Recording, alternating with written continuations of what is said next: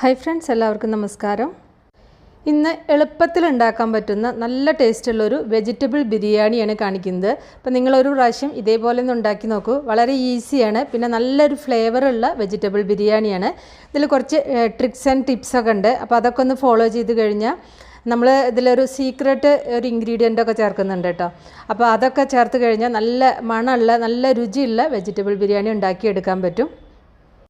അപ്പോൾ നമുക്ക് കണ്ടു നോക്കാം എങ്ങനെയാണ് ഉണ്ടാക്കുന്നതെന്ന്. അപ്പോൾ അതിനു മുന്നേ നമ്മുടെ ചാനൽ സബ്സ്ക്രൈബ് ചെയ്യാത്തവരുണ്ടെങ്കിൽ സബ്സ്ക്രൈബ് ചെയ്യാനും ഫോളോ ചെയ്യാനൊന്നും മറക്കണ്ട.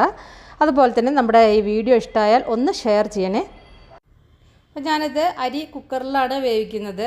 നിങ്ങൾക്കിത് ഈ അരി ചെരുവത്തിൽ വേവിച്ചിട്ട് അങ്ങനെ ഉണ്ടാക്കാം കേട്ടോ. അപ്പോൾ കുക്കറിലാകുമ്പോൾ കുറച്ചും കൂടി ഈസി ആയിട്ട് ഉണ്ടാക്കാം. അതിന് വേണ്ടിയിട്ട് ഞാൻ 1 കപ്പ് അരിയാണ് എടുത്തിരിക്കുന്നത്. 1 കപ്പ് പറഞ്ഞാൽ ഒരു 250 ml കപ്പില്ല കേട്ടോ, അതിലാണ് എടുത്തിരിക്കുന്നത്. അപ്പോൾ നിങ്ങൾ ഗ്ലാസ്സിലാണ് എടുക്കുന്നതെങ്കിൽ വെള്ളമൊക്കെ പിന്നെ ഗ്ലാസ്സിൽ തന്നെ എടുത്താൽ മതി, അത്രയേ ഉള്ളൂ. അപ്പോൾ ഇതിന് വേണ്ടിയിട്ട് ബാസ്മതി അരി അല്ലെങ്കിൽ ജീരകശാല അരി എടുക്കാം. സാധാരണ ഇങ്ങനെ പുലാവിനും ബിരിയാണിക്കൊക്കെ കൂടുതൽ ഫ്ലേവർ എനിക്ക് തോന്നിയിരിക്കുന്നത് ജീരകശാല അരിക്കാണ്. അതിപ്പോൾ എല്ലാവരുടെ കയ്യിലും ഉണ്ടായിന്ന് വരില്ല. അപ്പോൾ ബാസ്മതി അരി എടുത്താലും മതി കേട്ടോ. ഇനി ഈ അരി നന്നായിട്ടൊന്ന് കഴുകിയെടുക്കുക. അതിനുശേഷം ഇതേപോലെ ഒരു അരിപ്പയിലേക്ക് മാറ്റിയിട്ട് അതിലത്തെ വെള്ളമൊക്കെ ഊറ്റി കളയണം. ഇത് കുതിർത്തി വെക്കേണ്ട ആവശ്യമില്ല. അങ്ങനെ ഊറ്റിയെടുത്ത അരിയാണ് കേട്ടോ അത്. കുക്കറൊന്ന് ചൂടായി വരുമ്പോൾ ഇതിലേക്ക് ഒരു 2 ടീസ്പൂൺ നെയ്യാണ് അപ്പോൾ ഞാൻ ചേർക്കുന്നത്. നെയ്യിൻ്റെ ഒരു മണം അല്ലെങ്കിൽ അതിൻ്റെ ഒരു ഫ്ലേവർ നിങ്ങൾക്ക് ഇഷ്ടമില്ല എങ്കിൽ വെളിച്ചെണ്ണ യൂസ് ചെയ്യാം, അല്ലെങ്കിൽ റിഫൈൻഡ് ഓയിൽ യൂസ് ചെയ്യാം കേട്ടോ. ഇനി ഇത് നെയ്യൊന്ന് ചൂടായി വരുമ്പോൾ ഫ്ലെയിം ഒന്ന് കുറച്ച് വെച്ചിട്ട് ഒരു 2 പട്ടയില ചേർക്കാം. പിന്നെ ഒരു കഷ്ണം പട്ട, ഒരു തക്കോലം ചേർത്തിട്ടുണ്ട്. പിന്നെ ഒരു 3 കരയാമ്പു ചേർത്തിട്ടുണ്ട്, ക്ലൗസ്. പിന്നെ ഒരു ഏലക്ക ചേർത്തിട്ടുണ്ട്. പിന്നെ ഇതിലേക്ക് ഒരു 1/4 ടീസ്പൂൺ പെരിഞ്ജീരകം ഒന്ന് ചതച്ചിട്ട് കൂടി ചേർക്കാം കേട്ടോ. പെരിഞ്ജീരകമൊക്കെ ചേർക്കുമ്പോൾ ശ്രദ്ധിക്കണം, അതിങ്ങനെ ചൂട് കൂടിപ്പോയി അതിൻ്റെ ഫ്ലേവറൊക്കെ നഷ്ടപ്പെടും. അപ്പോൾ അത് ശ്രദ്ധിക്കണം, അധികം ചൂട് ഉണ്ടാവാൻ പാടില്ല. എന്നിട്ട് ഇതിലേക്ക് ഈ അരി ഒന്ന് ചേർത്തിട്ട് ഒരു 1-2 മിനിറ്റ് ഒന്ന് വറക്കുക. നിറം മാറാതെ ഒന്ന് വറുത്തെടുക്കുക കേട്ടോ. ഒരു ലോ ഫ്ലെയിമിൽ വെച്ചിട്ട് വറുത്തെടുക്കുക. അപ്പോൾ ഒരു 2 മിനിറ്റ് ഇതൊന്ന് വറുത്തിട്ടുണ്ട്. ഇത് നിറം മാറരുത്, പ്രത്യേകം ശ്രദ്ധിക്കുക. അങ്ങനെ വല്ലാതെ കുറേ വറക്കും ചെയ്യരുത്, അങ്ങനെയും പാടില്ല. ഒരു 1.5-2 മിനിറ്റ്. ഇനി ഇതിലേക്ക് നോർമൽ വെള്ളമാണ് ഞാനിപ്പോൾ ചേർക്കുന്നത്. ഒരു 1.25 കപ്പ് വെള്ളം ചേർക്കുക. 1 കപ്പ് അരിക്ക് 1.25 കപ്പ്. ബാസ്മതി അരി ആയാലും ഇത്ര തന്നെ മതിയാവും. ഇനി ആവശ്യത്തിന് ഉപ്പും കൂടി ചേർക്കുക. ബിരിയാണി കുറച്ചിങ്ങനെ കൂടുതൽ നല്ല രീതിയിൽ നല്ല സോഫ്റ്റായിട്ട് നല്ല വെന്ത് കിട്ടണം എന്നുണ്ടെങ്കിൽ ഒരു 2 കപ്പ് വരെ നിങ്ങൾക്കിതിൽ വെള്ളം ചേർക്കാവുന്നതാണ്. ഉപ്പ് ചേർക്കുമ്പോൾ വെള്ളത്തിൽ ഉപ്പൊന്ന് മുന്തി നിൽക്കത്തക്ക വിധത്തിൽ വേണം ഉപ്പ് ചേർക്കാൻ.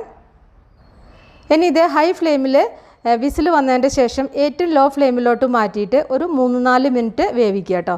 ജീരകശാല അരിയാവുക കാരണം ഞാനൊരു 3-4 മിനിറ്റ് വേവിക്കുന്നുണ്ട്. എനിക്കിങ്ങനെ കുറച്ച് സോഫ്റ്റ് ആയിട്ടുള്ള ഒരു ബിരിയാണിയാണ് ഇഷ്ടം. അപ്പോൾ ആ രീതിയിലാണ് നമ്മളൊക്കെ ഉണ്ടാക്കാറ്. അപ്പോൾ നിങ്ങൾക്ക് വേണമെങ്കിൽ ബാസ്മതി അരിയൊക്കെയാണ് നിങ്ങൾ എടുക്കുന്നതെങ്കിൽ അതിനനുസരിച്ച് കുക്ക് ചെയ്യുക. അപ്പോൾ നിങ്ങൾ പുലാവൊക്കെ ഉണ്ടാക്കുന്നതല്ലേ, അപ്പോൾ നിങ്ങൾക്ക് അറിയുന്നുണ്ടാവുമല്ലോ എങ്ങനെയാണ് ഉണ്ടാക്കുകയെന്ന്. ആ ഒരു ബാസ്മതി അരിയൊക്കെ ആകുമ്പോൾ എനിക്ക് തോന്നുന്നത് 1-2 മിനിറ്റ് മാത്രം ലോ ഫ്ലെയിമിൽ വെച്ചാൽ മതിയാവും. പിന്നെ വെള്ളം തന്നെ ഒരു 1.25 കപ്പൊക്കെ മതിയാവും ബാസ്മതി അരിയാണെങ്കിൽ. ഇനി ഇതിലേക്കുള്ള വെജിറ്റബിൾസൊക്കെ ഒന്ന് പറയാം. അതിന് വേണ്ടിയിട്ട് ഒരു ചെറിയ ഉരുളക്കിഴങ്ങാണ് എടുത്തിരിക്കുന്നത്. നിങ്ങൾക്ക് ഉരുളക്കിഴങ്ങിന് ഗ്യാസിൻ്റെ പ്രോബ്ലം ഒക്കെ ഉണ്ടെങ്കിൽ ഉരുളക്കിഴങ്ങ് ചേർക്കണം എന്നില്ല. ഒരു ക്യാരറ്റിൻ്റെ പകുതി, ഒരു 4-5 ബീൻസ്, പിന്നെ ഒരു പിടി ഗ്രീൻ പീസ് എടുക്കാം. നിങ്ങൾക്ക് ഇഷ്ടമുള്ള വെജിറ്റബിൾസ് ഏതൊക്കെയാണെങ്കിൽ അതെല്ലാം എടുക്കാം കേട്ടോ. ക്യാപ്സിക്കം എടുക്കാം. ഇതെല്ലാം വളരെ ചെറുതായിട്ട് അരിയുക. സാധാരണ നമ്മൾ ഇങ്ങനെ വലിയ കഷ്ണങ്ങളായിട്ടാണ് അരിയുക. ഈ ഒരു റെസിപ്പിയിൽ നല്ല ചെറുതായിട്ട് തന്നെ അരിഞ്ഞെടുക്കുക കേട്ടോ. പിന്നെ നിങ്ങൾക്ക് സോയാ ചങ്ക്സ് ഇഷ്ടമാണെങ്കിൽ ഒരു 1/4 കപ്പ് കുതിർത്തിയ സോയാ ചങ്ക്സ് ചേർക്കാം. അതുപോലെ തന്നെ കോളിഫ്ലവർ ഒരു 4-5 പീസ് ചേർക്കാം. ഇങ്ങനെ നമുക്ക് ഇഷ്ടമുള്ള ഒരു 3-4 വെജിറ്റബിൾസ് കുറച്ച് അളവിൽ മാത്രം ചേർത്തിട്ട് ഉണ്ടാക്കാവുന്നതാണ്. പിന്നെ വേണ്ടത് ഒരു 3 മീഡിയം സൈസിലുള്ള സവാള ഇതേപോലെ നീളത്തിൽ അരിഞ്ഞെടുത്തതാണ്. ഇതിന്ന് ഒരു പിടി മാറ്റി വയ്ക്കണം. അത് നമുക്ക് ഇങ്ങനെ വറുത്തെടുക്കാൻ വേണ്ടിയിട്ടാണ്. ബാക്കിയുള്ള സവാള വഴറ്റാൻ വേണ്ടിയിട്ട് എടുക്കാം, മസാല ഉണ്ടാക്കാൻ വേണ്ടിയിട്ട്. പിന്നെ ഇതിലേക്ക് ഒരു കഷ്ണം ഇഞ്ചി, ഒരു 4 വെളുത്തുള്ളി, പിന്നെ 1-2 പച്ചമുളക് എരിവിനനുസരിച്ച് എല്ലാം കൂടി ഒന്ന് ചതച്ച് വെച്ചതാണത്. ഇനി ഉണ്ടാക്കാൻ തുടങ്ങാം. അതിന് വേണ്ടിയിട്ട് കടായി അടുപ്പത്ത് വെച്ചിട്ട് ആദ്യം കുറച്ച് അണ്ടിപ്പരിപ്പ്, കിസ്മിസ്, പിന്നെ സവാള ഒക്കെ ഒന്ന് വറുത്തെടുക്കാം. അതിന് വേണ്ടിയിട്ട് കുറച്ച് നെയ്യും കുറച്ച് വെളിച്ചെണ്ണയാണ് ഞാൻ യൂസ് ചെയ്യുന്നത്. നിങ്ങൾക്ക് വെളിച്ചെണ്ണയ്ക്ക് പകരം റിഫൈൻഡ് ഓയിൽ യൂസ് ചെയ്യാവുന്നതാണ്. പിന്നെ നെയ്യ് ഇഷ്ടമില്ലാത്തവർക്ക് വെളിച്ചെണ്ണയോ റിഫൈൻഡ് ഓയിലോ മുഴുവനായിട്ടും എടുക്കാവുന്നതാണ് കേട്ടോ. അപ്പോൾ അത് മൂന്നും വറുത്ത് കോരിയെടുക്കുക. ഇനി ബാക്കിയുള്ള ആ നെയ്യ് പിന്നെ വെളിച്ചെണ്ണയും കൂടി ഒഴിച്ചതിലേക്ക് സവാള ചേർക്കുക. നമ്മൾ ആ മുറിച്ച് വെച്ച ബാക്കിയുള്ള സവാള ചേർത്തിട്ട് നന്നായിട്ടൊന്ന് വഴറ്റുക. ഞാനിപ്പോൾ ഇത് വെളിച്ചെണ്ണ ഒഴിക്കുന്നത് റിഫൈൻഡ് ഓയിലല്ല. വെളിച്ചെണ്ണ ഒഴിച്ച് കഴിഞ്ഞാൽ നല്ല ടേസ്റ്റാണ് ബിരിയാണിക്ക്, ഒരു ടേസ്റ്റ് കുറവുമില്ല, നല്ലൊരു ഫ്ലേവറും ഉണ്ട്.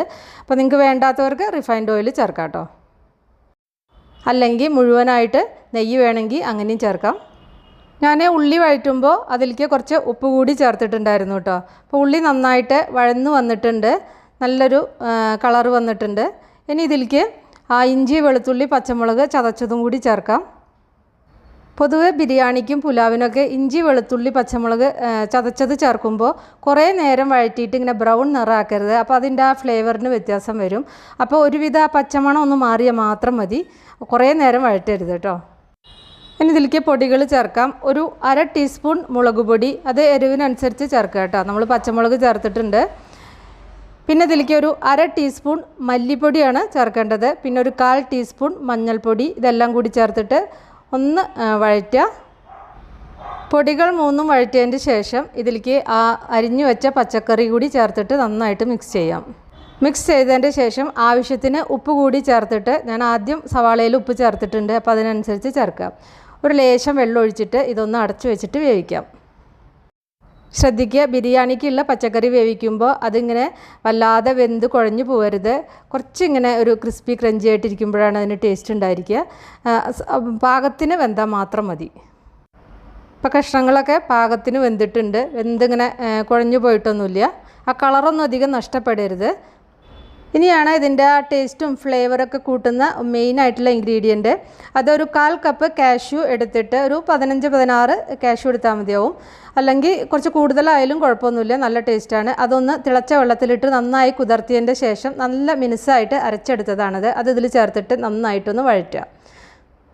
ഇനി ഇതിലേക്ക് ഫ്ലേവറിന് ആവശ്യമായിട്ടുള്ള ഗരം മസാലയാണ് ചേർക്കുന്നത്. 1/2 ടീസ്പൂൺ വരെ ചേർക്കാം, കൂടുതൽ വേണമെങ്കിൽ കൂടുതൽ ചേർക്കാം കേട്ടോ. പട്ട, ഗ്രാമ്പൂ, ഏലക്ക, തക്കോലം, അതുപോലെ തന്നെ പെരിഞ്ചീരകം, കസ്കസ്, കുരുമുളക്, ഇതെല്ലാം കൂടി ചേർത്ത പിന്നെ ഗരം മസാലയാണ്. നിങ്ങൾക്ക് വേണമെങ്കിൽ ഇതിലേക്ക് ബിരിയാണി മസാലയും ചേർക്കാം, പക്ഷേ നല്ല ഫ്ലേവറുള്ള മസാല ചേർക്കാൻ ശ്രദ്ധിക്കുക. 1 മിനിറ്റ് ഒന്ന് വഴറ്റിയതിൻ്റെ ശേഷം ഇതിലേക്ക് ഒരു പിടി പിന്നെ മല്ലിയില അരിഞ്ഞതാണ് ചേർക്കുന്നത്. ഞാൻ പുതിനയില ചേർക്കുന്നില്ല, പുതിനയില ഞാൻ വല്ലപ്പോഴൊക്കെ ചേർക്കാറുള്ളൂ. പുതിനയില ചേർത്തിട്ടില്ല എന്ന് വിചാരിച്ചിട്ട് ഇതിന് ഫ്ലേവറിനൊന്നും ഒരു കുറവുമില്ല, നല്ല സൂപ്പർ ടേസ്റ്റ് തന്നെയാണ്. അപ്പോൾ നമ്മൾ ഇതിൽ പേസ്റ്റൊക്കെ എന്താ പറയുക, കാഷ്യൂ പേസ്റ്റൊക്കെ ചേർത്ത കാരണം ഇതിൽ തൈരൊന്നും ചേർക്കേണ്ട ആവശ്യമില്ല കേട്ടോ. അപ്പോൾ ഇതിന് പുതിനയിലയും മല്ലിയിലയും ഇല്ലെങ്കിലും ഈ ബിരിയാണി നല്ല സൂപ്പറായിട്ട് തന്നെ നമുക്ക് ഉണ്ടാക്കാം. പുതിനയില വേണമെന്നുള്ളവർക്ക് ലേശം മാത്രമേ ചേർക്കാവൂ. ഇതിൽ കുക്കറിൽ വേവിച്ച അരി പാകത്തിന് വെന്തിട്ടുണ്ട്. ആ പ്രഷറൊക്കെ പോയതിന് ശേഷം മാത്രം തുറക്കാവൂ.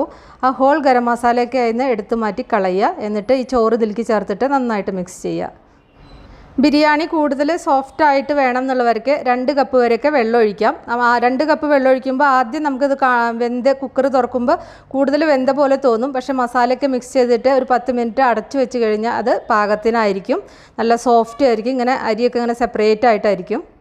മസാലയും ചോറൊക്കെ ആയിട്ട് നന്നായിട്ട് മിക്സ് ചെയ്തതിൻ്റെ ശേഷം നമ്മൾ അണ്ടിപ്പരിപ്പും പിന്നെ ഉണക്കമുന്തിരിയും അതുപോലെ തന്നെ സവാളയൊക്കെ വറുത്തത് ഇതിൽ ചേർത്തിട്ട് നന്നായിട്ട് മിക്സ് ചെയ്യാം. ഇനി ഇത് കുറച്ച് നേരം ഒന്ന് അടച്ചു വെക്കണം ബിരിയാണി, എന്നിട്ട് സെർവ് ചെയ്യാവൂ. ഞാനിപ്പോൾ ഇതിലേക്കുള്ളൂ റൈത്ത റെഡിയാക്കിയിട്ടുണ്ട്. അതിന് തക്കാളി, കുക്കുംബർ, ഉള്ളി എല്ലാം കുറേശ്ശെ എടുത്തിട്ട് നല്ല നൈസായിട്ട് അരിഞ്ഞിട്ട് ഉപ്പ് അതുപോലെ തന്നെ മല്ലിയില, പച്ചമുളകൊക്കെ ചേർത്തിട്ട് കുറച്ച് ചെറുനാരങ്ങ നീരും കൂടി ഈ തൈരിൽ ചേർക്കുക. അപ്പോൾ നല്ല ടേസ്റ്റ് ഉണ്ടാവും. പിന്നെ 1 ടേബിൾ സ്പൂൺ തേങ്ങ അരച്ചതും കൂടി ഇതിൽ മിക്സ് ചെയ്താൽ കുറച്ചും കൂടി കൂടുതൽ ടേസ്റ്റ് ഉണ്ടാവും. അങ്ങനെ ഒരു റൈത്തി ഉണ്ടാക്കിയിട്ടുണ്ട്. അപ്പോൾ നിങ്ങളെല്ലാവരും ഉണ്ടാക്കി നോക്കിയിട്ട് നിങ്ങളുടെ ഫീഡ്ബാക്കൊക്കെ അറിയിക്കുക. ഇഷ്ടപ്പെട്ടാൽ ലൈക്ക് ചെയ്യാനും ഷെയർ ചെയ്യാനും കമൻറ്റ് ചെയ്യാനൊന്നും മറക്കണ്ട. താങ്ക്